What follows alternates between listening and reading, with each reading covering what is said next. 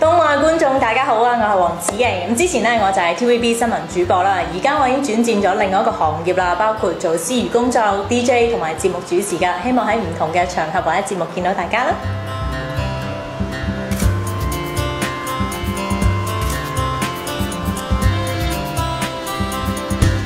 咁而家子瑩你嘅發展係做啲咩？而家係頭先提到我有做幕前，其實我而家幕前幕後嘅嘢都有做緊嘅。包括幕前嘅話就係做司儀啦。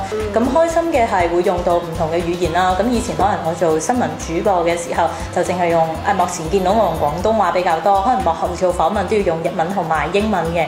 但係而家就可能連幕前嘅工作做司儀工作都要用到英文同埋日文。咁包括係幫一啲日本 friend 更加用到日文啦。所以呢一個係好似學以致用啊，更加全面咁樣。咁而家會唔會有啲咩公司會唔會向你招手，想簽你做 artist？簽我做 artist？有冇向你招手過呢啲？會陸續有傾唔同嘅合作關係咯，係啊。但係我而家就以 part time 嘅形式去做翻 corporate communication 嗰邊嘅嘢。咁幕前幕後我又冇會慢慢考慮嘅，但係傾下先咯，好多嘢都。但係你想講嗰啲拍劇啊、拍廣告嗰啲，成日都話人哋唔嫌棄我嘅話，我唔介意。但係我依然會專注翻做司儀嘅工作先。